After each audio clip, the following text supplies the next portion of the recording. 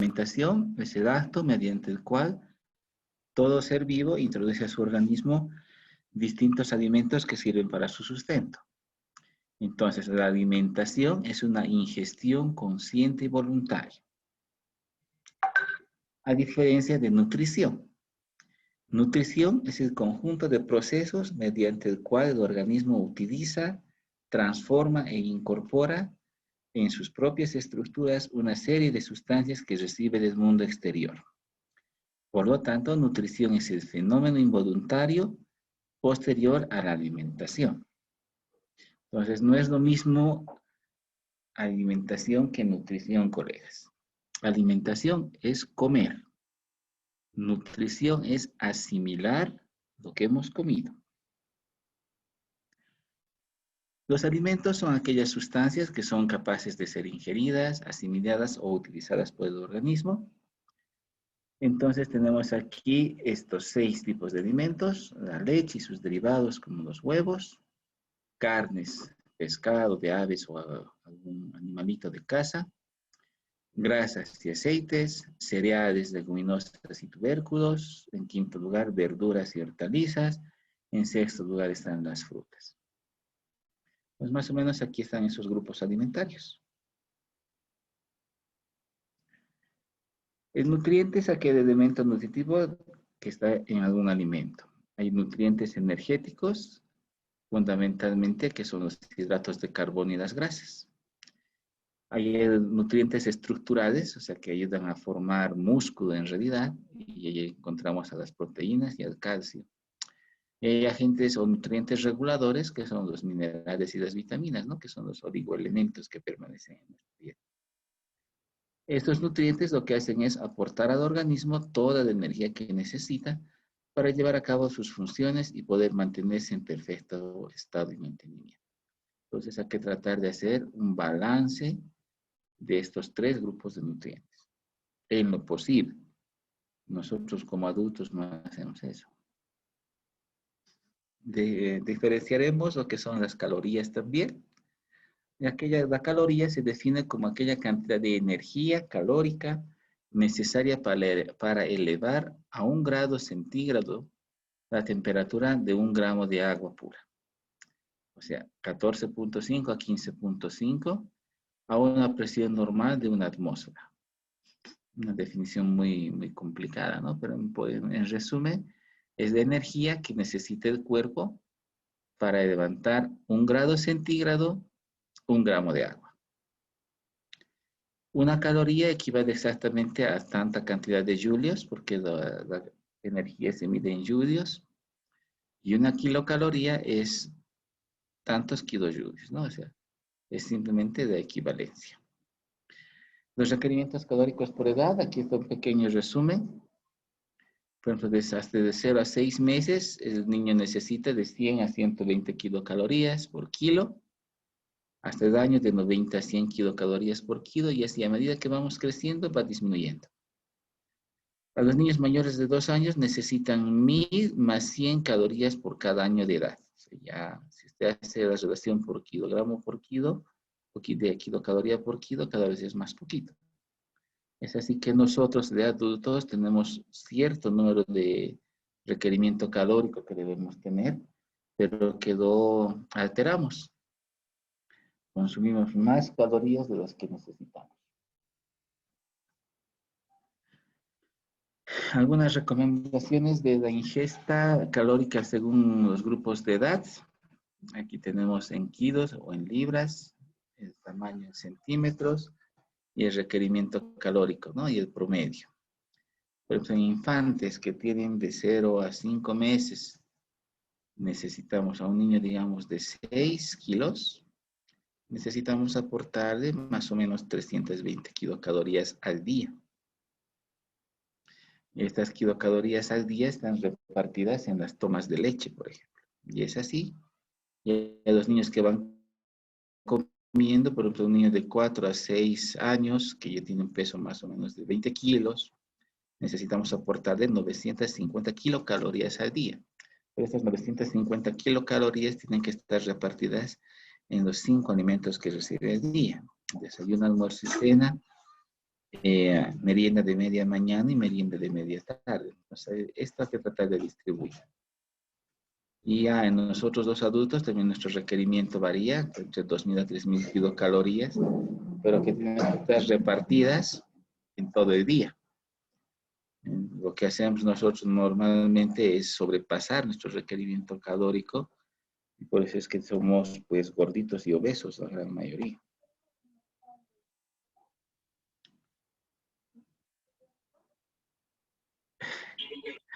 Hablamos de las proteínas, son aquellas sustancias formadoras o formadas por cadenas lineales de dos aminoácidos. Tienen una función plasmática a nivel celular porque forman el protoplasma.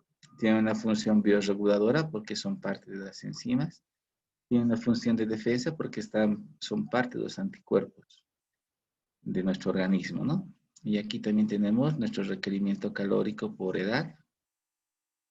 Pues fíjense que nuestro requerimiento, digamos, tanto en varones como en mujeres, en aquel niño de 6 meses, que ya son los que están empezando a alimentarse, necesitan 1.7 gramos de proteína por kilo en el día. Entonces, supongamos que pesa 7 kilos. 7 por 1.7 nos va a dar más o menos como 9 tantos gramos de proteínas en todo el día. Entonces, esos gramos de proteínas tienen que ser repartidos entre todos los alimentos que consume. Y hay niños más grandecitos, digamos de 10 años, necesita ya menos cantidad de proteína, ¿no? Necesita 1 gramo de proteína por kilo por día. Entonces, un niño de 10 años más o menos pesa unos 30, 35, casi 40 kilos, digamos 40 kilos. Necesita 40 gramos de proteína que tiene que estar repartido en toda la dieta del día. Entonces, repartido en desayuno, almuerzo, cena, principalmente. Y es así como usted tiene que ir construyendo la parte nutricional. Las vitaminas o los oligoelementos son sustancias químicas que no son sintetizadas por el organismo, que está presente en pequeñas cantidades en los alimentos y son indispensables para la salud y la actividad física cotidiana. Recuerde usted que la molécula de vitamina, con un pequeño cambio en su estructura, pasa a ser la molécula activa, ¿no? O sea, consumimos en forma inactiva, cambia la molécula y se hace activa.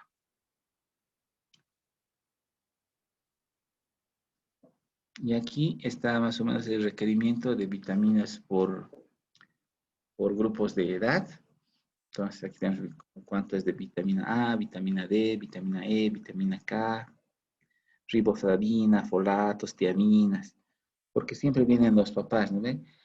Unas vitaminitas para mi hijito que no come, que necesita, entonces usted tiene que dosificar también oligoelementos, que a veces son muy necesarios en el cuerpo, ¿no? Los minerales, otro tipo de oligoelementos, son elementos químicos simples. Su presencia e intervención es imprescindible para la actividad de las células. Entonces hay macroelementos, microelementos y los oligoelementos. Ahí están algunos requerimientos minerales, por ejemplo, de hierro. Tenemos que suplementar hierro desde los 6 meses, ¿no? Porque los niños hacen una anemia fisiológica. El zinc, que es muy conocido y que tenemos también en nuestro medio, hay que suplementar zinc a nuestros niños. El selenio, que es muy, muy importante para el sistema nervioso central también. Hay en algunos grupos de alimentos, pero si no, hay que, hay que suplementarlos por medicamentos que tenemos en el mercado, ¿no? Y aquí tenemos algunos grupos etarios de 29 a 2 añitos, 2 a 6 años, ¿no? Que son las etapas de lactantes menores, mayores, preescolares y los escolares de 6 a 10 años. Entonces, un lactante, ¿cómo tiene que ser su estado nutricional? Pues como ahí tiene grandes cambios en sus funciones, crecen mucho más rápido, la composición corporal también es diferente, requiere una nutrición suficiente. Entonces, en los lactantes, como su nombre dice, lactante, la mayor parte de su aporte tiene que ir por la lactancia. Y en este caso, como está ilustrando, tiene que ser lactancia materna.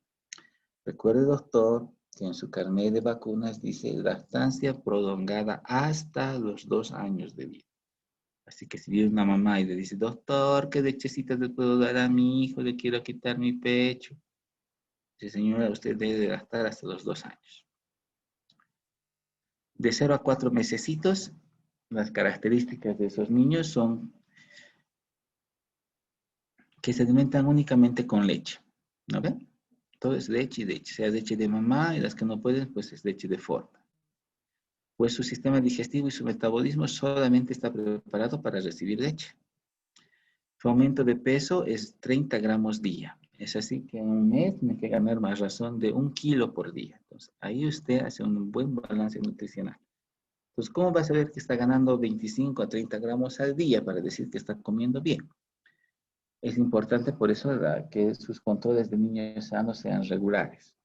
Si tiene un niño que llega con 6 kilos y el mes siguiente viene con 7 kilos, es 1 kilo de diferencia.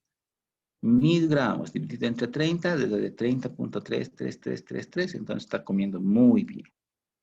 Pero si viene un niño con 6 kilos y el próximo mes viene con un 6.500, divida usted 500 entre 30 días, le sale pues más bajito, le sale a menos de 30 gramos por día. Entonces dice, señora, no está comiendo bien su hijo. Está empezando a desnutrirse, entonces tiene que incrementar tal vez la frecuencia en las tomas de lactancia, la cantidad en la leche, o ver qué factor es el que está causando que ese niño no esté ganando bien el peso. Porque quizás es una mamá que no sabe mucho y le da solamente 3 veces al día o 4 veces al día el pecho. Pues obviamente ese niño se desnutre, porque ese niño tiene que tomar a razón de 8 a 10 veces el pecho. O quizás es una mamá que no tiene muy buena producción de leche, entonces necesita un apoyo con fórmula. O como ahora la vida anda tan ajetreada, son mamás que trabajan, que no pueden dejar estar a dedicación exclusiva del bebé, y la niñera que se lo cuida, pues no le alimenta. Entonces, aquí ir viendo todo el contexto y el entorno que viven las mamás, pero el promedio de ganancia de peso es 25 a 30 gramos por día. De preferencia, colegas, siempre la lactancia materna, porque hasta hay una ley que protege la lactancia materna. Ya son niños que van creciendo, 4 a 6 mesecitos. Ya son niños que van a empezar a querer alimentarse. Entonces, son niños que tienen que estar con un tipo de dieta especial también.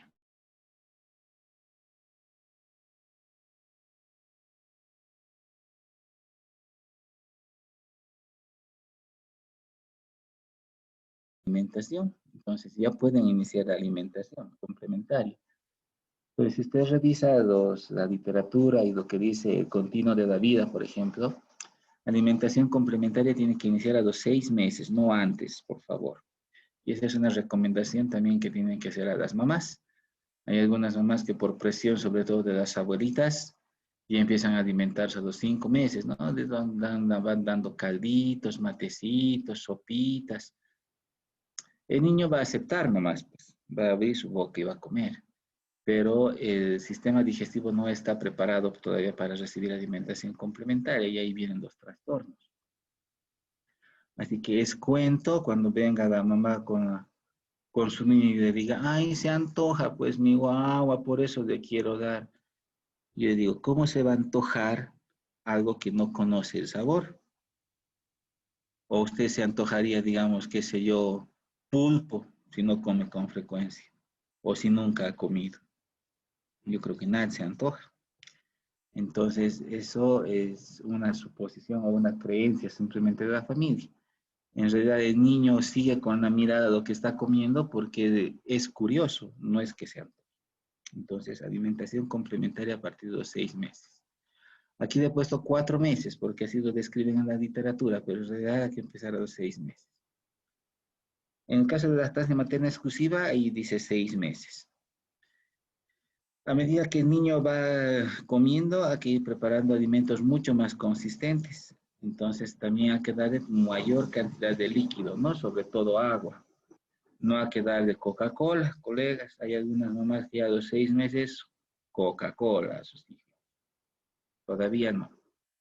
El aumento de peso en esta etapa ya es menos, a razón de 1.100 gramos, pero distribuidos en diferentes etapas.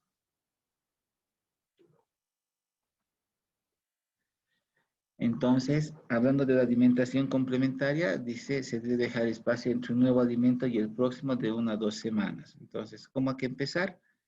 Digamos con cereales, arroz, un poquito de maíz, puede empezar con las frutitas, las más comunes, ¿no? Manzana, pera. La naranja se las puse porque todavía está ahí dilucidándose si es bueno dar cítricos o no es bueno dar cítricos a temprana edad. Muchos apoyan a que no es bueno por el riesgo de alergias en el futuro. En cambio, algunos autores dicen, sí, hay que empezar a dar cítricos de a poco, por eso se les ha puesto más como mención. En cuanto a las verduras, pues pueden consumir la gran mayoría, desde papas, calabazas, zanahorias, calabacines, que son los zapallitos más pequeños. Dice, y evitar espinacas, selga, col, brócoli, ajo, espárragos, eso es también un poco discutido. Porque si nos vamos a basar en la literatura neta que nos han dejado, pues sí, no va a quedar. Pero si nos basamos en nuestro medio, en nuestro entorno social, y dado que hay un alto índice de anemia fisiológica en nuestros recién nacidos, sí tienen que dar espinacas, porque conlleva bastante cantidad de hierro y lo que necesitamos es suplementar hierro. Entonces, todas las hojas verdes, por ejemplo, como espinacas, acelgas, brócoli y demás, le aportan una buena cantidad de hierro que es benéfico para ese niño, ¿no? Ya de 6 a 9 meses ya son niños que realmente empiezan con alimentación complementaria, ya introduce mayor cantidad de cereales que contengan gluten por el riesgo de los niños intolerantes al gluten. Muy poco niño con gluten, la verdad, yo he podido ver, ¿no? Que me parece que es un poco raro la incidencia de intolerancia al gluten, pero todavía los vamos cuidando. Entre los 6 y 7 meses ya introduce carnecita de pollo sin piel, eso es importante, así que la mamá le dice que le dé carnecita magra, entonces el pechito del pollo, por ejemplo, ¿no? Que es más carnecita que el resto del pollito. Entre 8 y 9 meses ya pueden ir agregando un poquito de pescado en pequeños trocitos. Mejor si el pescado lo introduce también cerca al año de vida, no tanto a los 8 y 9 meses. Y entre 9 a 12 meses, casi llegando al añito, el niño ya es capaz de masticar, o sea, ya va desarrollando esa habilidad. Además, como hemos mencionado, tiene que ir formando elementos cada vez más sólidos. Entonces empezará, digamos, con un poquito de líquido, luego se hace semilíquido y aquí hay que introducir ya pequeños trocitos para que el niño sienta que hay textura y empiece a masticar. Y ya se puede incorporar también a la dieta de la familia, ¿no? Puede servirse como ustedes la comida normal que debemos comer y no estar haciendo una comida especial para el bebé. La carne de cerdo ya lo puede introducir en pequeña cantidad. Hay que evitar embutidos todavía por el riesgo de alergia. A los 10 mesecitos ya puede incluir la clara de la yemita del huevo, por ejemplo. No tanto así la clara, porque hay mayor gente alérgico en la clara, no así en la yema. Entonces ya puede ir introduciendo un poquito de yema de huevo. Ya en la etapa preescolar, ya son niños que prácticamente comen de todo, ha alcanzado una madurez completa en sus órganos y sistemas. Así que en esta etapa, dice, se presenta un aumento de peso aproximado entre 2 kilos y va creciendo entre 5 a 6 centímetros de talla por año. O sea, ya vamos ganando menos peso y vamos creciendo de forma un poco más lenta. Recuerde que en las primeras etapas de la vida es donde crecemos terriblemente.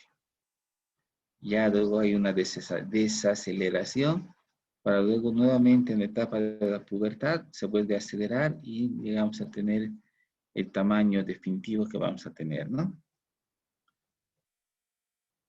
Entonces, ¿cómo se tiene que distribuir la dieta? Y hay más o menos un esquemita. Y ahí está con colorcitos, ¿no? El 30% tiene que ser el desayuno, un 10% de la dieta es la colación de media mañana, otro 30% es el almuerzo, un 10% es la colación de la tarde y otro 20% es la cena. Entonces ahí dice, en preescolar madura el gusto alimentario y el autocontrol de la ingesta alimentaria. Entonces es aquí donde los niños realmente comen lo que les gusta, comen lo que quieren. Pero hay que tener cuidado porque algunos también dicen que quieren comer y no comen, ¿no? Y aquí es donde vienen los papás con que sus hijos no quieren comer. Entonces usted los evalúa y son niños nutricionalmente en buen estado. Entonces aquí usted evidencia que comen lo que quieren y comen en forma adecuada. Tenía que mencionar que hay que proporcionar alimentos sanos, permitiendo que los niños controlen la calidad y seleccionen sus alimentos. Entonces, como les decía en la frase al último, los niños hacen lo que usted hace. Entonces, si usted come sano en su casa, su niño va a tener esos hábitos de comer sano. Pero si usted se come todas las noches pollo o bróster con su litro de Coca-Cola, su hijo va a tender a hacer lo mismo. Entonces va a tener los mismos problemas de salud al futuro que usted tiene. Entonces coma sano, doctor. Y recomiende a sus pacientes que coman sano también. Más o menos la distribución calórica se hace como está ahí ilustrado, 50-60% de carbohidrato para que tenga energía, 30-35% para que tengan grasas y sus depósitos, y 10-15% que sea proteínas para la formación muscular. ¿Qué hay que recomendar? Que se utilice aceite vegetal en lugar de aceite graso o de grasa animal. Entonces, hay que empezar a introducir en nuestra dieta el aceite de oliva, colegas. Que no tiene mal sabor, yo también ya lo estoy consumiendo, así que es lo más agradable. Consumir diariamente frutas y verduras, hay que enseñar a nuestros hijos a que coman verduras. No que nuestra dieta sea a puro arroz, carne, arroz, huevo, fideo con huevo. No hay que introducir ensaladas. Y los niños tienen que tratar de comer ensaladas crudas también. Consumo de carne magra. ¿Qué se refiere a carne magra? Que sea carne sin grasa. Así que olvídense de las parrilladas de tirita, de pollerita, de zaracita, que cuanto más grasosito, más rico. No, para nuestros niños tiene que ser carne magra. Tiene que aumentar la ingesta de alimentos ricos en hidratos de carbono complejos. Entonces, arroz, cereales y harina de maíz. Baje el consumo de azúcares refinados y de sal. Entonces, ¿qué azúcar puede utilizar? Azúcar morena, por ejemplo, que es un azúcar no refinado y no el azúcar blanco que utilizamos. Hay que bajar en el consumo de dulces, ¿no? Sabemos que en esta etapa nuestros hijos consumen bastante dulce, entonces usted no de dulces, porque esos dulces se transforman en grasas y tenemos niños obesos. Hay un alto porcentaje de obesidad en Bolivia últimamente. Use agua y no jugos o bebidas de cola en las comidas. Porque, a ver, váyase nomás a ver cómo comen en los restaurantes, es pues su asado y su Coca-Cola, por ejemplo. Entonces hay que quitar las Coca-Colas, hay que tratar de usar jugos de frutas hervidas o mejor zumos de frutas, pero tratar de que sea algo saludable. Y finalmente, si no quiere jugo, tome agua, doctor. 5 comidas al día. Entre esas están incluidas 2 colaciones, ¿no? Media mañana y media tarde. Estimule la actividad física de sus hijos, hágales caminar, hágales trotar, que hagan algún grado de deporte, por ejemplo. Y hay que tratar de incluir en la dieta los 5 grupos alimentarios que hemos visto al principio. En la etapa escolar, ya cuando están más grandecitos, dice que en este periodo se establecen muchos hábitos alimenticios. Aquí es donde ya empezamos a ver si somos sanos o no vamos a ser sanos. Y hay más gustos y hay más aversión a la comida en algunos casos. Por ejemplo, en mi caso, odio la berenjena, guácala. Entonces ya los niños van ahí definiendo qué les gusta y qué no les gusta. Tanto la familia, los amigos y los medios de comunicación influyen en la selección de sus alimentos, ¿no? Y dense cuenta, niños, por ejemplo, que están de 8, 9 añitos, que ven en sus programas, que, qué sé yo, que comen mucha panqueca o cheesecakes en el desayuno, a los papás les piden cheesecake de desayuno. Entonces hay que ir ya bajando también la influencia externa que puedan tener. El peso, en la ganancia de peso es de 2.5 a 3.5 kilos y empiezan a crecer de 5 a 7 centímetros por año, como ven. Siguen creciendo, pero ya no es ese crecimiento tan acelerado como al principio, ¿no? Ya que distribuir la dieta de este modo. Ya es, miren, 15% de desayuno, 10% de la colación, un 30% de comida, otro 15% de colación en la tarde y en la cena ya es otro 30%. La pirámide alimentaria, entonces aquí le dice cómo tiene que consumir. Consuma lo mínimo de azúcares y grasas, como mantequillas, margarinas, dulces y aceites. Consume en forma moderada cantidad de proteínas, pescado, carne, huevo, legumbres, frutos secos como almendras, nueces, productos lácteos como queso, yogur. Pero sí consuma fruta y verdura, principalmente. Y algunos hidratos de carbono como panes, cereales, pastas y arroces, porque necesitamos que gane energía ese niño. Y beba abundante agua, no dice abundante Coca-Cola. Una frase que decía Hipócrates, que la comida sea tu alimento y el alimento sea tu medicina. O sea, una buena dieta, tenemos muy buenos niveles de salud. Bien, alguien ha dibujado ahí en la pantalla. ¿Alguna consultita antes de continuar con los dos últimos temitas que nos faltan? ¿Alguna duda o consulta? Pueden activar su micrófono, por favor. Creo que en esta Una parte no hay... preguntita, doctor. Sí, dígame. ¿Cuál sería la proporción para orientar así a los padres con respecto a la nutrición, ¿no? La proporción en porcentaje de acuerdo a horario. Por ejemplo, en la mañana debería ser más carbohidratos, en la tarde o en la noche más proteína. ¿Cómo sería en estos casos de Bien, los doctora niños? Nay. En realidad lo que tiene que orientar usted es que en los 5 alimentos que se va a servir, hay una proporción de hidratos de carbono, proteína y grasa. Hay que tratar en lo posible. Más que todo en lo que está destinado al almuerzo y a la cena. Porque sabemos que el desayuno generalmente es una lechecita para ellos y puede ir acompañado de un sándwichito de huevo o quizás un trocito de carne, un desayuno sano, ¿no? Pero principalmente la distribución de las pirámides hay que hacerlo en el almuerzo y en la cena. Entonces en ellos también hay que aplicar ese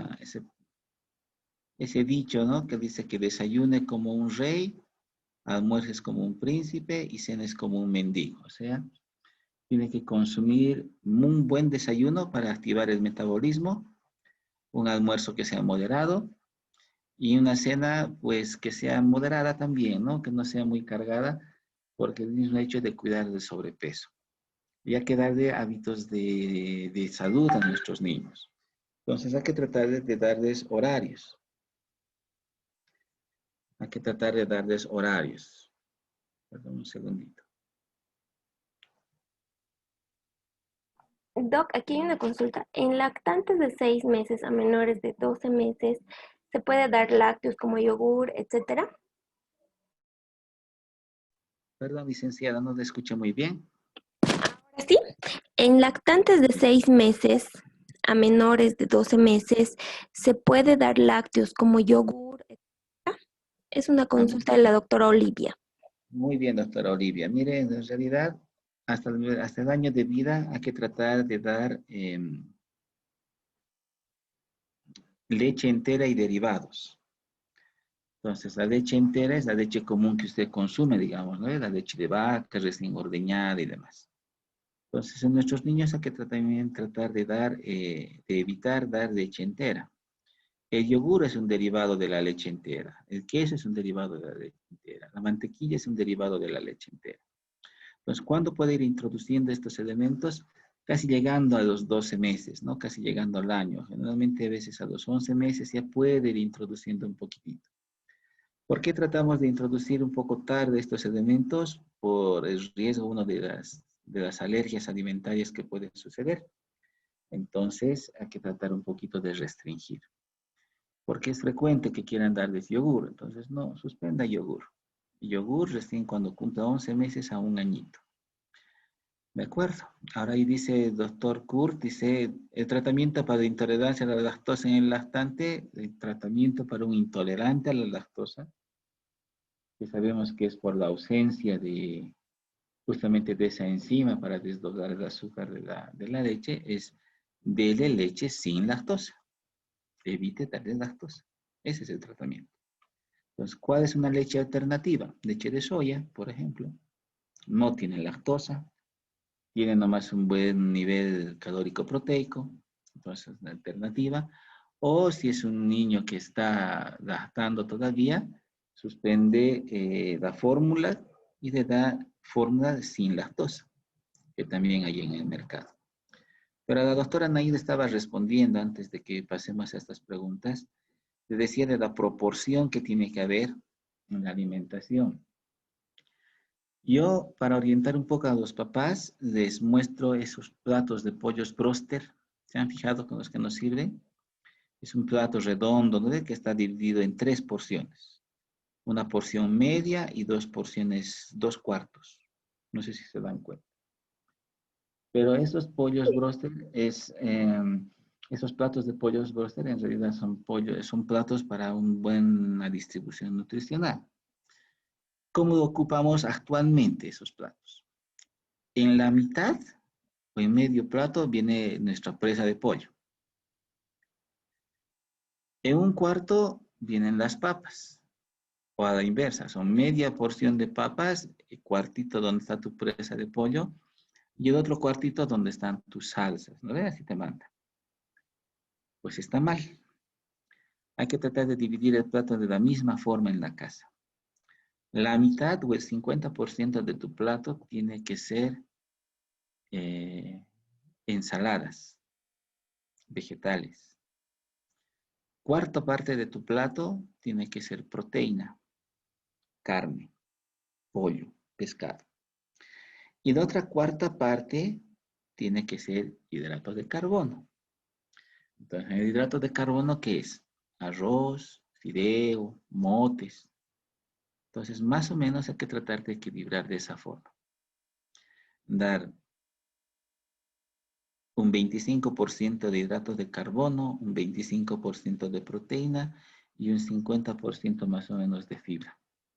Entonces, más o menos ahí se va equilibrando la dieta, ¿no? Y no hacer a la inversa, de que sea, a ver, ustedes nomás hagan memoria de cómo han almorzado hoy día, qué han comido. Nuestra alimentación es mucho predominio de hidratos de carbono, porque siempre, si es una parrillada, es una porción sota de arroz con queso, un trozo de la carne y muy poca ensalada. La verdad, nuestra población consume muy poca ensalada. Acá, infaltable tu Coca-Cola. Eso sí, ¿no ves? No te falla la Coca-Cola. Pero si tú te fijas en la composición de la Coca-Cola, es demasiado azúcar que viene y demasiado sodio. Vean nomás cuánto de sodio trae la Coca-Cola o una galleta. A ver, fíjense los empaques de galleta, estas que son ricas para los chicos, las Chipa-Joy. Vean la cantidad de sodio que trae. Es altísima la cantidad de sodio en las galletas. Entonces, todo eso a nosotros nos trae problemas nutricionales porque el sodio retiene líquidos, el exceso de azúcar se convierte en grasa y nos volvemos obesos.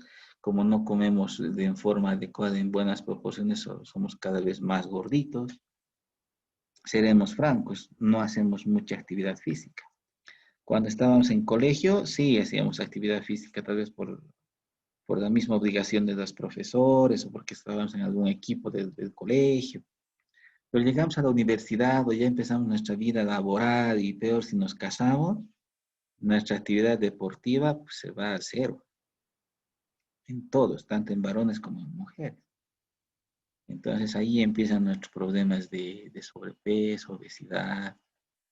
Entonces hay que tratar nomás, colegas, de hacer una vida sana. Me incluyo porque yo también no estoy tan sano que digamos, ¿no? Muy bien, seguiremos porque ya es las 5 y tenemos 2 temas para ver. Doctor, Si no disculpe acabo. Doctor Franklin. una preguntita. Es una inquietud que tengo. Por ejemplo, a nosotros nos indicaron, por ejemplo, de que el huevo se le daría después del año. Peor todavía si es huevo criollo. Y otra inquietud que tengo que en el occidente he visto, que las mamás tienen, podemos decir, no sé, parece que es generacional, preparan la leche con agua de Wilcaparo, ¿no repercute eso en la digestión del niño? Bien, doctor Franklin, muy bien. Como usted lo ha dicho, y si usted revisa el IEPI, en nuestra literatura boliviana, dice que debe introducir el huevo, los cítricos y algunos otros elementos a partir del año de vida. Y eso es justamente, como le digo, por el riesgo de que haya trastornos tipo alergia en el futuro. ¿Ya?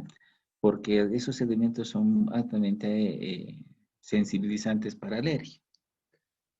Pero la literatura que revisamos ya introduce el huevo en etapas un poquito más tempranas. Entonces, como digo, si estamos en función de prepararnos para la residencia y nos han dado una literatura, básese en su literatura, colega, porque usted se está ganando una plaza.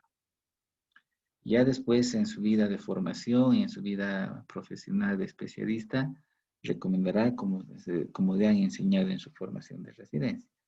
Pero ahora tratándose de ganar un examen, pues básese en lo que dice su literatura. Respecto al agua de Wilcaparo, que usted dice y comenta, sí, es frecuente en Occidente. La creencia es de que van a ser niños más fuertes, tenemos mucha fe a que el Wilcaparo es altamente energizante y vigorizante, que trae muy buena alimentación. Pero el Wilcaparo es un tipo de maíz para los que no conocen. Entonces, ¿cómo es el agua de Wilcaparo? Es hacer hervir el maíz y es el agua del maíz que está usted sirviendo. Entonces, agua de maíz debe tener algún contenido de proteínas, ¿no? De que puede repercutir en el proceso digestivo, en el proceso de nutrición, debe repercutir de alguna forma, porque estamos dando un plus extra a lo que ya viene en la fórmula de leche artificial, por ejemplo. Pero pues tampoco es una repercusión muy grande. Y si es que hubiera, la verdad, no lo hemos medido, o al menos no conozco de algún estudio que haya medido, digamos, el impacto del agua de Wilcaparo en la alimentación o en la nutrición de los niños. Es lo que le podría comentar, doctor Franklin. Gracias, doctor, muy amable. Una Muy última bien. preguntita, doctor. Con respecto a la fórmula 75 y la fórmula 100, Bien, ¿qué, doctor. qué compone esa fórmula, doctor? Eso vamos a hablar en el tema que viene a continuación, así que no se apresure. Ah, ya. Ok. Dice, ¿cómo hacemos y a qué edad se diagnostica de intolerancia a la lactosa y al gluten? Doctor Kurt, dice, no entiendo. Me imagino que es el doctor Kurt que está preguntando. Sí, Doc, así es. Ya. Bueno, hay que sospechar de una intolerancia a la lactosa cuando hay mucho despeño diarreico, doctor. Por ejemplo, tiene un niño de 8 meses que solo tiene diarrea, diarrea, diarrea, diarrea, diarrea, pero tiene buen estado general. Tiene ganas de alimentarse, tiene ganas de hidratarse, pero todo es diarrea. Hágale la prueba, pues hay una pruebita que se llama test de intolerancia a la lactosa o test de azúcares reductores que se hacen en heces fecales. Entonces, si ahí le sale positivo, dice, no, pues aquí hay una intolerancia a la lactosa. Suspenda la lactosa, suspenda la leche con lactosa. Y va a ver que los despeños diarreicos se van a ir corrigiendo. ¿Ya? Entonces, no hay una edad, según la clínica como venga viniendo el paciente. En cuanto a la intolerancia al gluten, también más es similar la manifestación, ¿no? Son aquellos niños que les cuesta ganar peso, por ejemplo, cuando son intolerantes al gluten. Les cuesta ganar peso, les cuesta crecer, son niños que van con tendencia a desnutrirse. Entonces hay unas pruebas bioquímicas en sangre. Se mide un factor que la verdad no lo recuerdo bien. Y si ese factor le da positivo, pues sí le confirma que son intolerantes al gluten. Entonces lo que hay que hacer es retirar el gluten de su dieta. Hay que hacer una dieta especial. Porque recuerde que el gluten está en las harinas, por ejemplo. Entonces va a ser un niño que no va a poder comer galletas, por ejemplo. A ver, diga de un niño que no coma galletas, medio complicado para los papás, ¿no? Pero son, la verdad, muy pocos niños intolerantes al gluten he visto. Tengo una sobrina que se ha sospechado de ser intolerante al gluten porque justamente no ganaba peso en buena proporción. Es una niña que tiene problemas de talla baja. Entonces le hicieron las pruebas con el doctor Ramírez, que es gastroenterólogo pediatra, pidió esa pruebita de detección con esa molécula que le comento que se hace solamente en determinados laboratorios en La Paz, y más bien dio negativo, o sea, no es intolerante al gluten, pero el comportamiento es similar, ¿no? Es un niño que le cuesta ganar peso, le cuesta ganar talla, le cuesta todo. Entonces ahí lo sospecha, doctor. Bien, colegas, seguiremos. Ya nos falta poco. Doc, ya puede compartir su pantalla. Gracias, licenciada. Mm.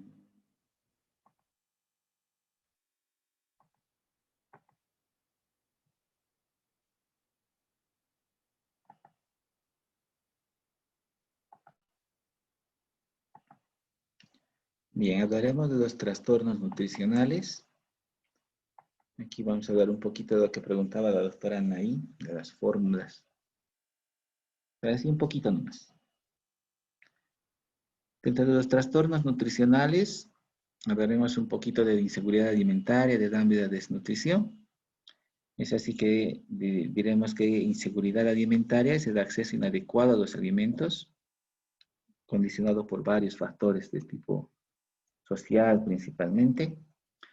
Hablaremos de hambre, que es una manifestación fisiológica inmediata de un consumo deficiente de comida. Y eso nos lleva a un trastorno de desnutrición, que son las consecuencias bioquímicas y físicas de una ingestión insuficiente a largo plazo de aquellos elementos que habíamos comentado en la anterior diapositiva, en la anterior clase. Si hablamos de inseguridad alimentaria, tenemos que ver la disponibilidad limitada o de ciertos alimentos nutritivamente adecuados y seguros en formatos y vías de distribución socialmente aceptadas, ¿no? Esta imagen es bien fea. Pero lo encontramos en este tipo de niños en algunos lugares del mundo, ¿no? En África, por ejemplo, es muy, muy marcado todo esto. Difiere dependiendo de si la perspectiva es mundial, nacional, familiar o individual, frecuente en países en vías de desarrollo como el nuestro. A veces se añaden problemas psicosociales que son habituales en algunas familias.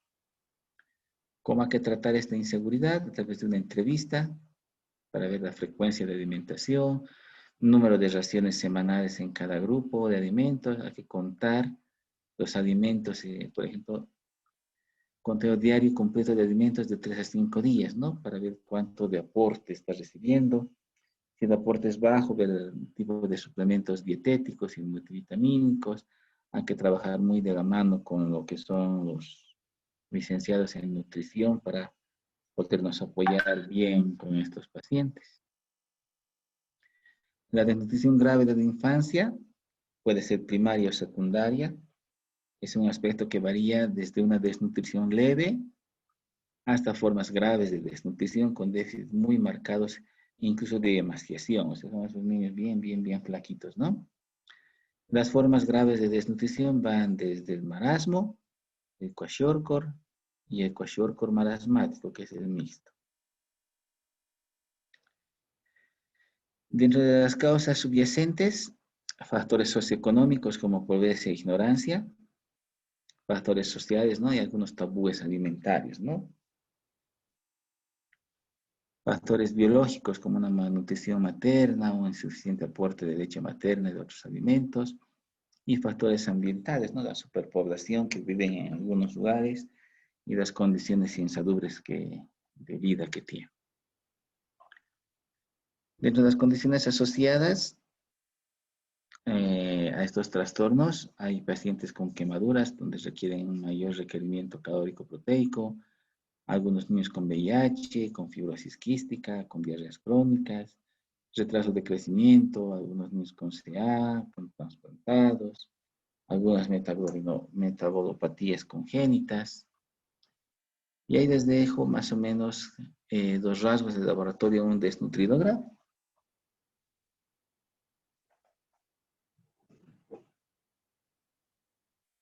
Entonces, que hay una alteración en lo que es, por ejemplo, la serie roja, ¿no? De hemoglobina, de hematocrito, Los electrolitos también se alteran. La función renal, sobre todo la parte proteica también. Entonces, cada elemento hay algo que nos aporta también, ¿no? Vamos a poder ver, digamos, viendo los datos de hematocrito, hemoglobina, nos puede orientar un poco a los datos de deshidratación y principalmente anemia y los tipos de anemia que existen. Viendo los trastornos electrolíticos, por ejemplo, ¿no? Una hiponatremia por deshidratación, o quizás es una deshidratación hipernatrémica, que es, por ejemplo, algo frecuente en los neonatos, ¿no? Vienen niños deshidratados hipernatrémicos, o sea, con alto contenido de sodio por un bajo aporte en leche, por ejemplo, ¿no? Son niños que no lactan mucho. Entonces, cada variable en el laboratorio le orienta a usted de qué es lo que puede estar pasando. Si hablamos de la desnutrición de tipo marasmática, es una desnutrición de tipo no edematosa, son niños que no están hinchados, y se caracteriza principalmente por una pérdida de peso, son niños irritables y apáticos, ¿no? O sea, son niños que no se motivan fácilmente, la piel pierde su turgencia, se arrugan, son esos niños viejitos, desaparece la grasita subcutánea, son niños estreñidos, con atrofia muscular, y al haber una atrofia muscular hay una hipotonía de estos músculos, son niños que tienen pulsos lentos y como dice aquí llegan a la emaciación, ¿no? Son aquellos niños prácticamente así, los que llamamos piel y hueso. Entonces usted puede ver, ese es un desnutrido marasmático. No tiene grasita subcutánea, puede ver las costillitas y son así apáticos, ¿no? No se mueven. Como dice aquí, tiene la carita de un hombre viejito y pequeñito. Son así viejitos. Es un peso realmente, una desnutrición muy marcada. En cambio, el kwashiorkor, que es otro tipo de desnutrición, ya es a la inversa, ¿no? Es una desnutrición de tipo edematosa. Son niños obnubilados, o sea que están medio confundidos, igual son apáticos, son demasiado lloroncitos, tienen un crecimiento inadecuado, son niños que les falta energía, por lo tanto hay baja masa muscular, son vulnerables a infectarse, son niños anoréxicos, o sea, no tienen apetito. Su tejido celular subcutáneo es flácido en la parte muscular y tiene mucho edema, ¿no? Son los niños hinchados. Y como están hinchados, también esa retención de líquidos repercute a nivel de los órganos, entonces tiene hepatosplenomegalia, hay despigmentación en la piel, hay descamación, el pelo es ralito, fino, algunos están en estados de coma, incluso llegan a morir, y hay una disminución marcada de la albúmina en el suelo. Entonces, estos son los kwashiorkor. Cualquiera diría, ay, pues si se lo ve gordito, pues mira su carita, está bonita, redondita, redondita. Pero si usted se fija, son niños hinchados, ¿no? Mira los párpados, mira sus piernitas, sus piecitos, ¿no? Y son niños panzoncitos porque no es que estén gorditos, sino que tienen el hígado y el vaso también crecidos. Entonces, este es un kwashiorkor y el que parece abuelito es un marasmático. Entonces, por ejemplo, aquí tenemos un kwashiorkor, ¿no? Un niño edematizado, ¿no? Vienen así. Entonces, causas de una desnutrición edematosa. Diarrea, alteraciones en la función renal, hay menos actividad de la ATPasa en el intercambio de sodio y potasio, hay mayor cantidad de lesión por radicales libres, menos síntesis de glutathione transferasa. Entonces son niños que tienen una ingesta insuficiente, su actividad y el gasto energético también disminuyen, se agotan las reservas de grasa y todo su catabolismo proteico es su única fuente de mantener su metabolismo basal. ¿Cuál es el tratamiento?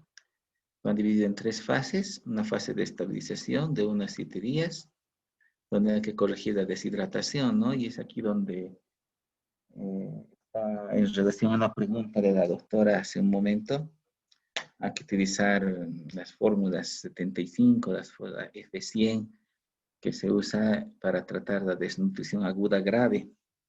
Entonces, ¿cuándo se usa 75? Porque le ofrece 75 kilocalorías por 100 ml.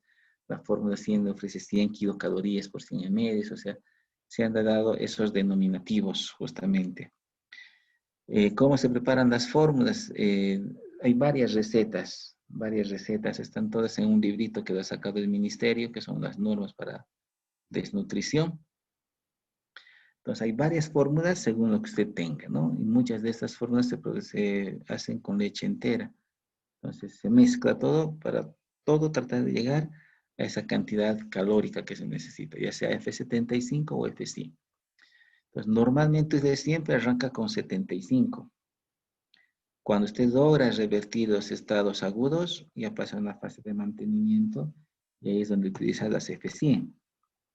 Pasa a las F100 y empezamos con los otros elementos que tenemos para seguir rescatando, ¿no? Y empieza a usar el ATLU, por ejemplo, y demás cosas que está todo en su continuo también. Entonces, en estas fases de estabilización de unos 7 días, se trata de corregir la deshidratación. ¿Y cómo corrige esta deshidratación y estos desequilibrios electrolíticos? No como alguna vez hemos escuchado, no, es un niño que está deshidratado, póngale un golpe de agua con suero fisiológico, digamos, los bolos de fisiológico. Más bien eso le hace daño a este niño. Entonces, la corrección hay que tratar de hacerlo siempre con soluciones glucosalinas, ¿no? O sea, que sea un equilibrio entre glucosa y electrolitos. Y hay que hidratarlos de a poquitito, porque tiene que ir, todo su sistema celular tiene que empezar a reacomodarse a lo normal, porque ahorita está funcionando anormalmente. Entonces, si usted le agrede por quererlo recuperar rápido, realmente le va a dañar mucho, mucho ese niño. Los desnutridos graves muchas veces llegan hasta la terapia intensiva. Entonces, la corrección hay que hacerla en forma lenta. Por ser desnutridos, son niños altamente propensos a las infecciones, entonces a todo desnutrido grave se le empieza un ciclo de antibióticos. Hay que corregir los micronutrientes también, o sea que darle poco a poco vitaminas, minerales, y hay que iniciar la alimentación. Cualquiera pensaría, un desnutrido que le demos comida va a comer ávidamente y se va a comer todo lo que le demos. Pues no es tanto así, porque recuerde que la mayoría son apáticos, ¿no? Son niños desgastados, que no se mueven mucho, y no se mueven mucho justamente para no quemar la poca caloría que ellos tienen. El mismo organismo reacciona de esa manera. Entonces, hay que iniciar la alimentación en forma paulatina. Hay que darle pequeñas porciones a cada rato hasta que su organismo pueda arrancar. Y hay que tratar de iniciar con estos valores calóricos, ¿no? De 80 a 100 kilocalorías. Por eso arrancamos con las 75, porque damos siempre menos hasta que se recupere y luego la fase de mantenimiento es con 100 kilocalorías.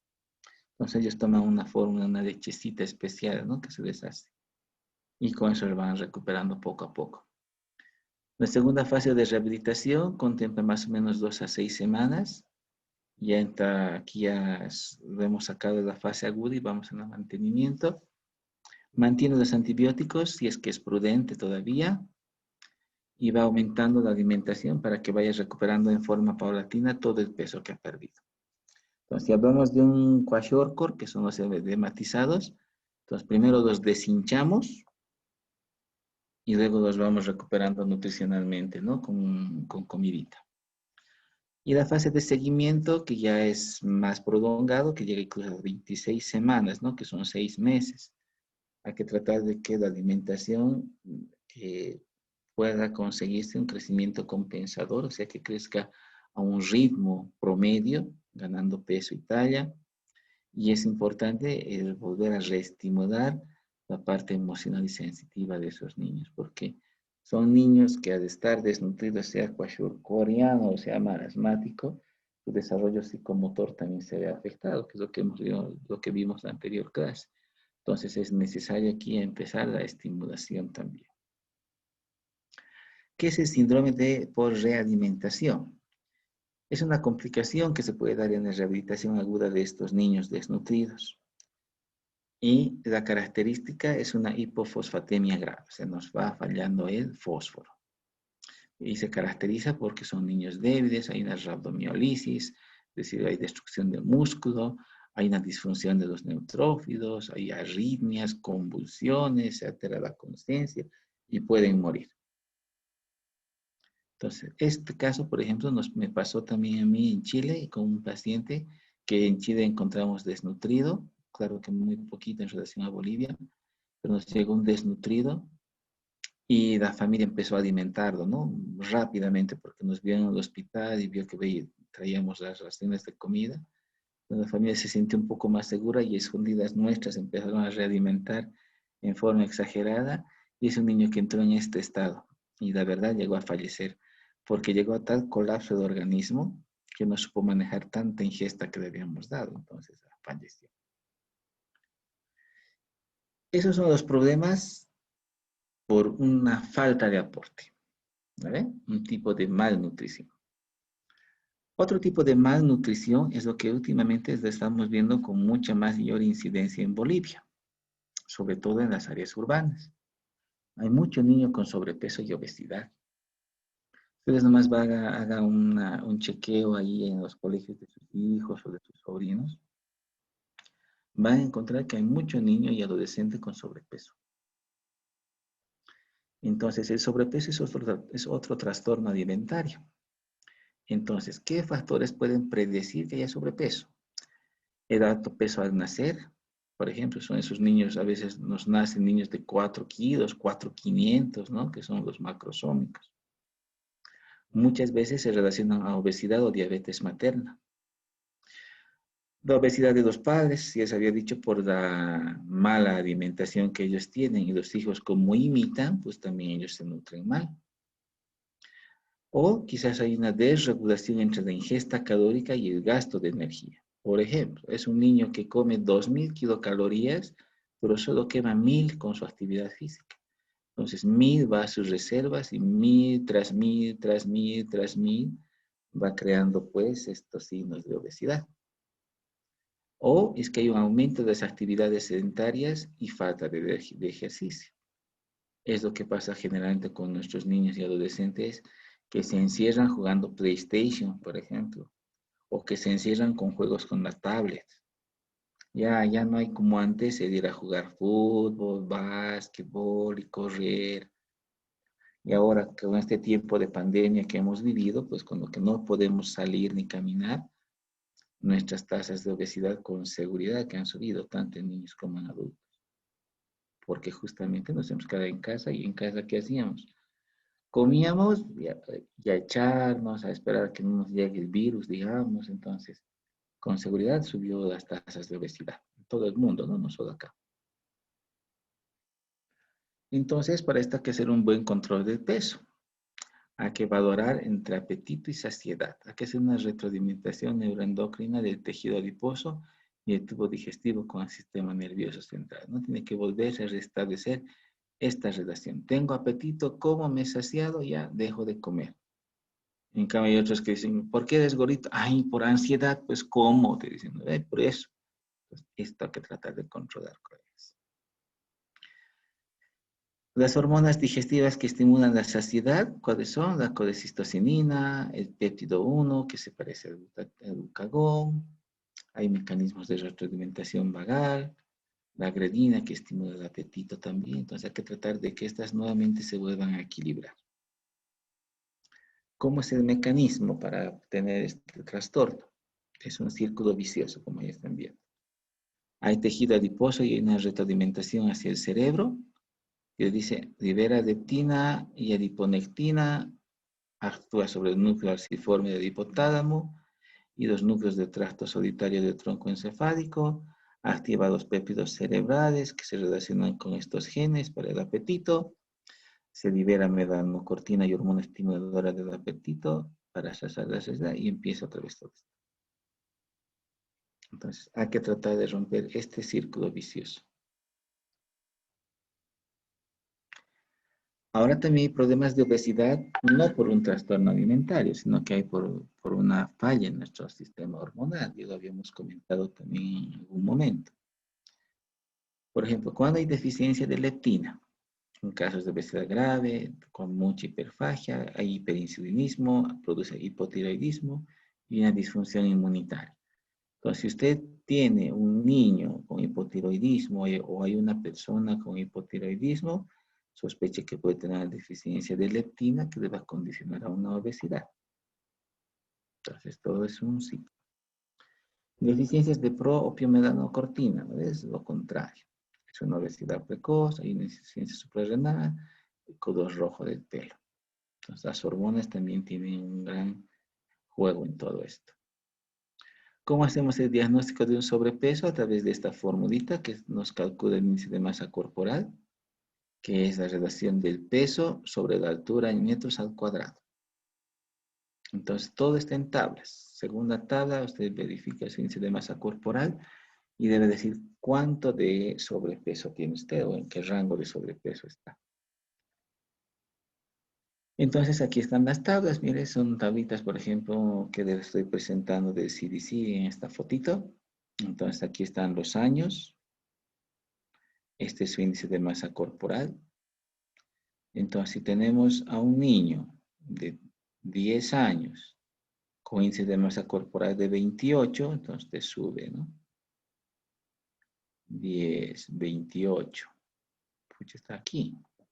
Ese niño realmente es un obeso, pues está muy por encima.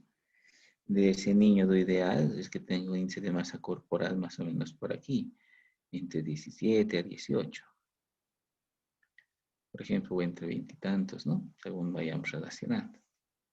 Entonces, con estas tablas usted va viendo su deficiencia. Y lo mismo aplica para los adultos, ¿eh? Este es para las niñas, la misma relación. ¿Y cómo hacemos un diagnóstico diferencial? Es lo que estábamos hablando, ¿no? De que haya problemas de hipotiroidismo o haya un Cushing, por ejemplo, ¿no? Que son esos niños que tienen fase llena, que también lo vamos a hablar más adelante cuando hablemos de endocrinología. Un síndrome de Prader-Willi, un síndrome de Bardet-Biedl, Alström, Beckwith, Cohen, y hay otros síndromes medio raros, pues por ahí. ¿Qué patologías se asocian al sobrepeso? Las patologías crónicas, ¿no? Como una resistencia de insulina, diabetes tipo 2, trastornos a nivel de los colesteroles y triglicéridos, y todo esto se relaciona con lo que es el síndrome metabólico. Todos estos que hemos mencionado. Es un síndrome metabólico. Los niños con obesidad tienen tendencia a la hipertensión, se complican en la parte ortopédica y musculoesquelética, ¿no? Porque tanto peso, sus huesitos también se van pues afectando. El hígado también se afecta, se vaya cargando de grasita. Ya son niños que presentan apnea del sueño porque son tan obesitos que no les permite respirar.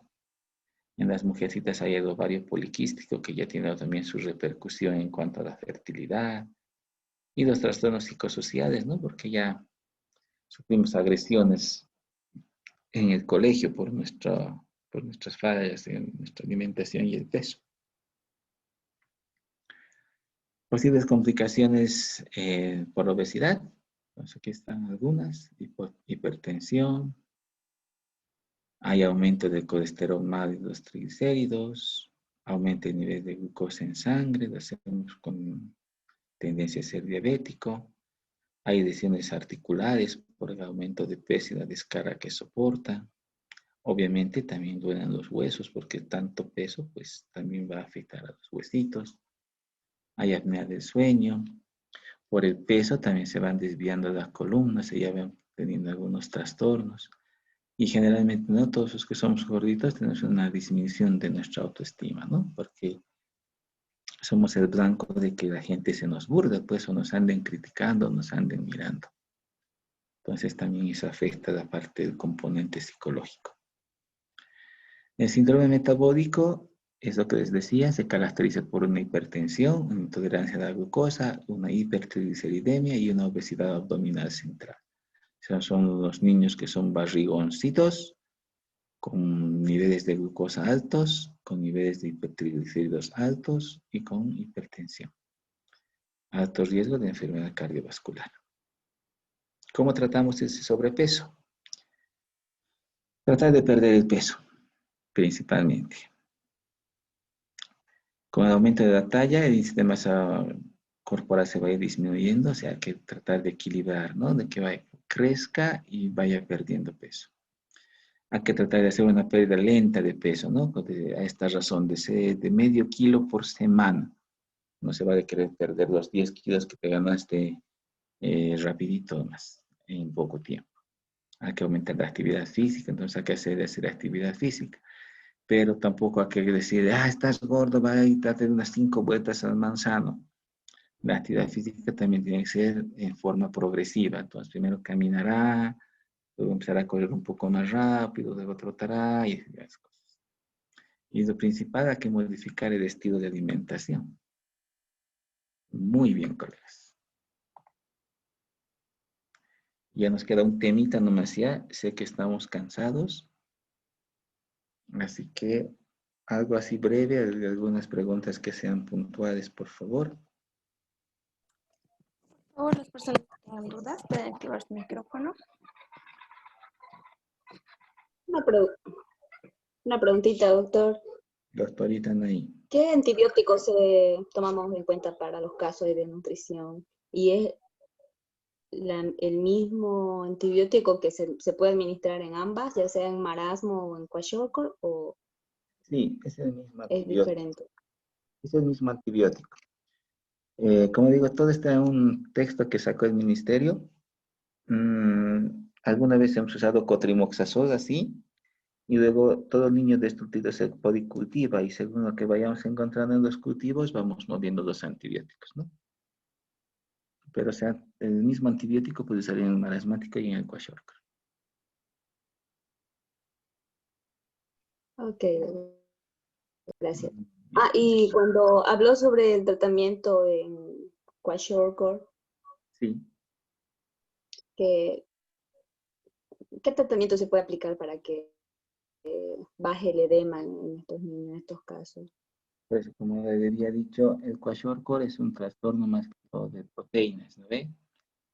Hay una baja cantidad de proteínas, entonces hay mucha retención de líquidos por hipoalbuminemia. Entonces lo que hay que hacer es restaurar de proteínas a ese niño, pero en forma paulatina, en forma progresiva. No trate de bajar el edema dándole diurético, porque lo va a fregar al niño. Porque todo su líquido que debería estar en el intravascular está en el extravascular. Entonces, si usted da diurético, lo va a deshidratar, porque no va a poder, no hay la proteína que arrastre el líquido extra intravascular y lo elimine. Entonces, ¿cómo tenemos que bajar el edema a ese niño? Es como le había comentado, es instaurar de una solución endovenosa equilibrada de glucosa y electrolitos, es ir restituyendo poco a poco con alimentación la cantidad de proteínas e hidratos de carbono. Es por lo que partimos con las F75, que se los dosifica en horarios. Póngase, cada 2 horas toma 100 ml, digamos. Vamos en pequeñas cantidades para que se absorba y vaya aumentando en forma gradual también su capacidad gástrica. Y poco a poco van fundiendo edemas.